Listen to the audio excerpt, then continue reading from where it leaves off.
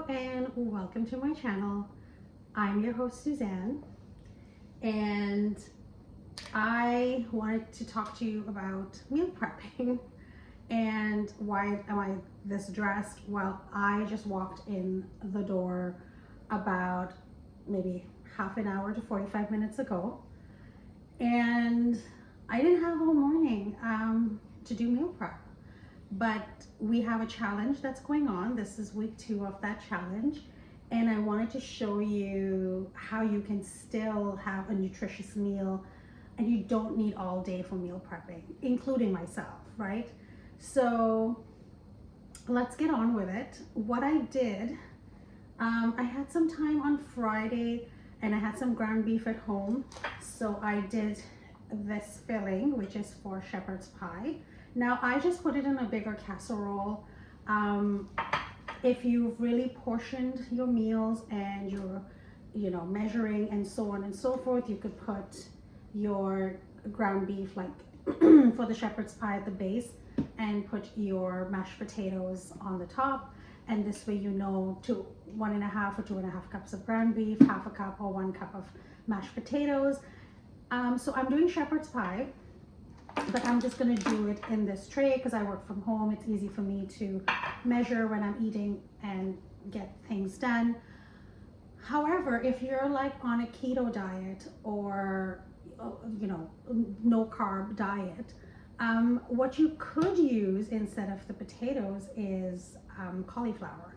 You can maybe add extra butter or maybe some heavy cream just to give it that more creamy texture. Sprinkle your low fat cheese on it and you have an amazing, awesome dish ready for you that has no carbs like potatoes or anything like that. And that also helps with that insulin level because carbs then eventually convert into sugar. So we're going to do that, and this will probably be maybe 3 meals will come out of this tray of shepherd's pie.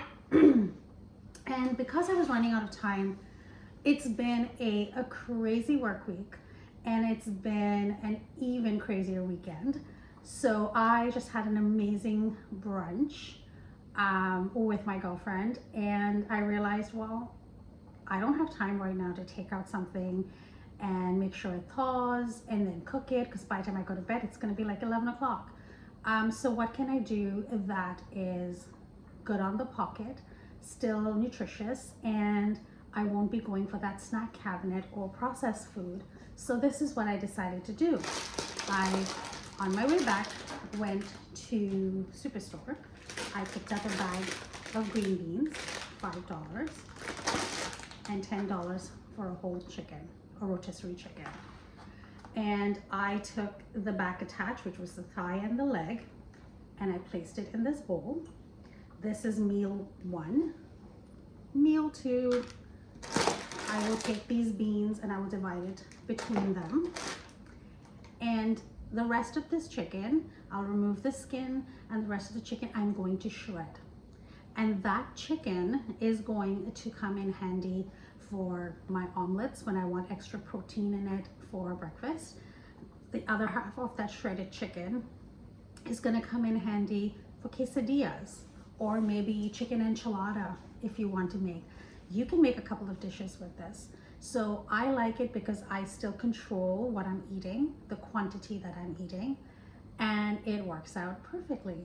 Now, while we're talking about all of this, I have my potatoes boiling in the back for the shepherd's pie, and then it goes into the oven, and I will sprinkle the cheese when we're ready to eat. Now, I have to tell you a funny story because I thought, this is take 2 of this video. I thought that I should be cutting the potatoes and shredding the chicken and talking to my audience while I'm doing that so they can see that I'm doing it as I'm speaking. And I noticed that I was so focused on what I was doing and I kept looking down and not looking up at the camera. I was like, that's not interactive or captivating or capturing to my audience at all, because I would be like, wait a minute, look at me, even though I'm not really looking at you. So I had to do a take 2, and I decided, okay, I want to make this video. I'm late as it is in putting this together because I was out longer than I anticipated, but I just wanted to share that the challenge is still going on. I'm still going to be, like I said, I'm doing the challenge with you, so I'm still having all the nutrition that I possibly can within my calorie intake and making sure that I am in that calorie deficit. I do want to mention thank you for all those who are doing the challenge with me. I've had some really good feedback. Thank you for those who reached out to me privately asking for some support.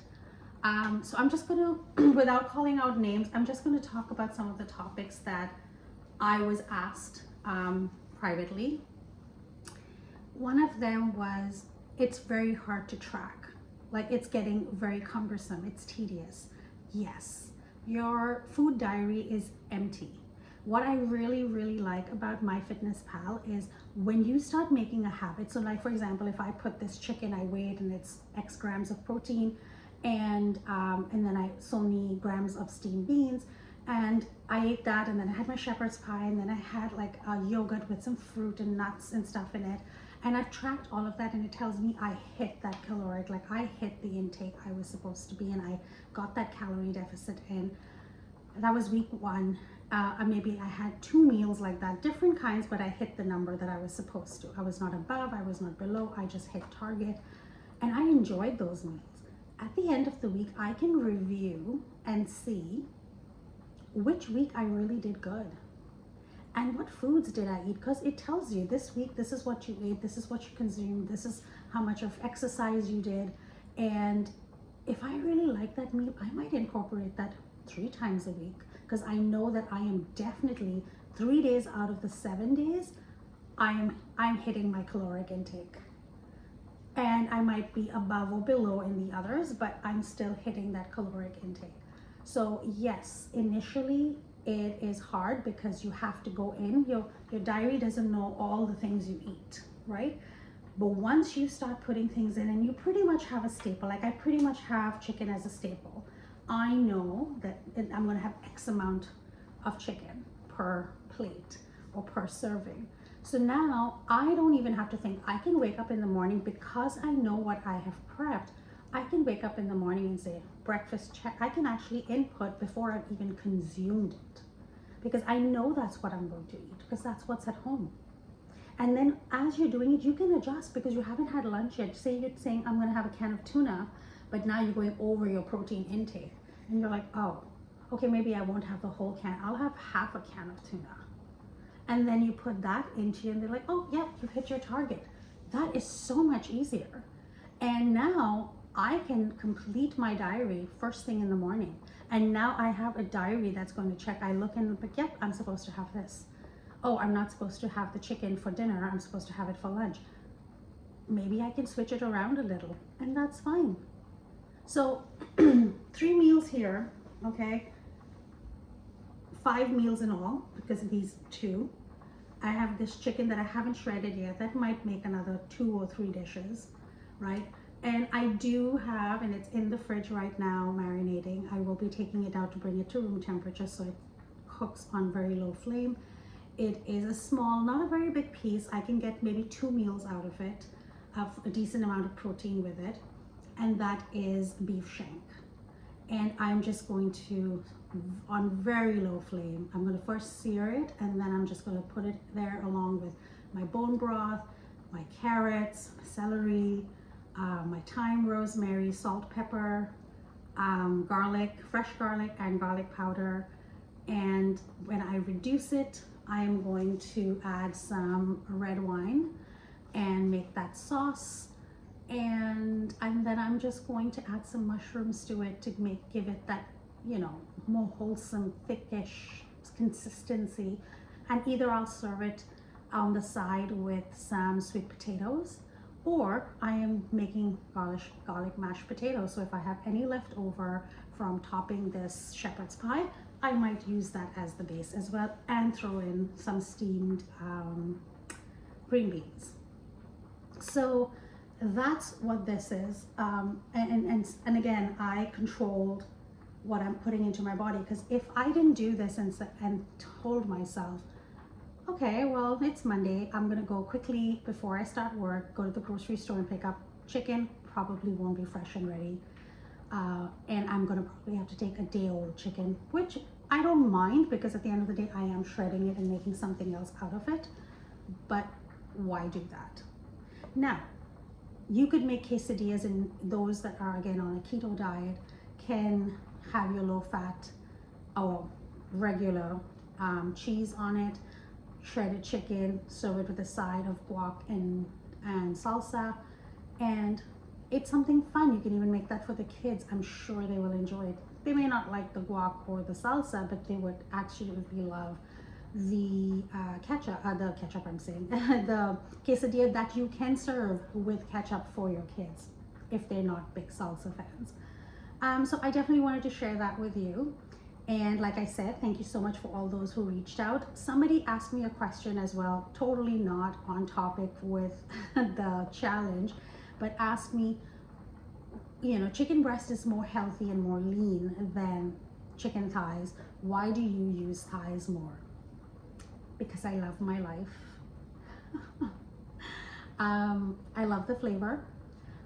Yes, it is more lean. It is better for you to have a little extra fat. Will not kill me because I'm controlling everything else. Now, if you are not controlling anything in your diet and you're also having something that is more fatty than more lean, the results will be slower.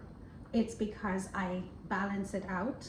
I get to have it, but at the same time, I love flavor, I like taste, and I feel like the chicken thighs give me more flavor and taste. So I tend to use more of that in my cooking. But if you enjoy the flavor and taste of chicken breast, please use that. It's a lot better, it's leaner.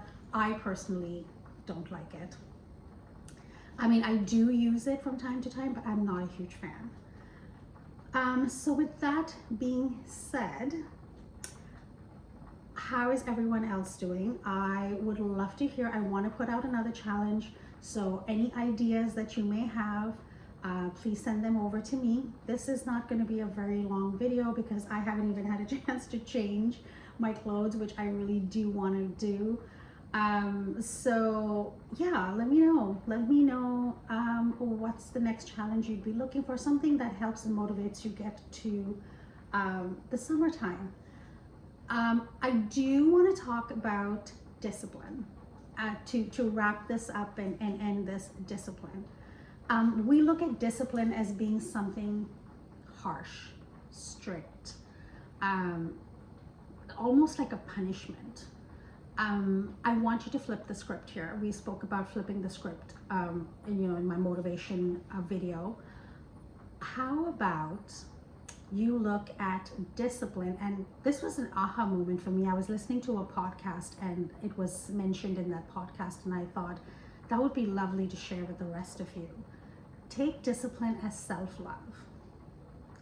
And how does self-love? Self-love we usually associate with, self-care, self-love, the massages and the nail appointments, and soaking in the tub and having a lazy afternoon and reading your book and maybe not cooking. That's all great, and I think you should do that.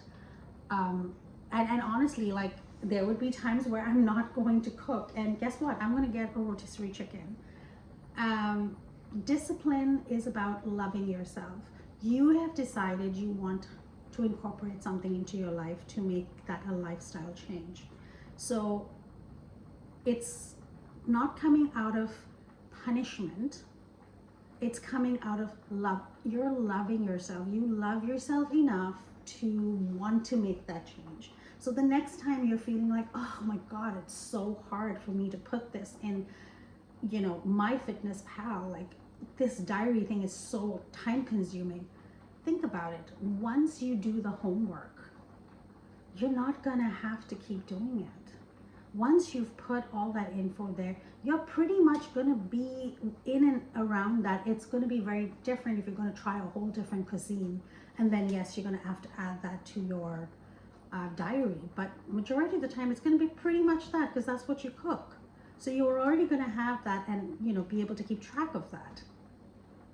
So just flip the script. For those of you that were struggling, thank you so much for being honest and letting me know. I hope the advice I gave you worked. It is going to be a little bit of a struggle.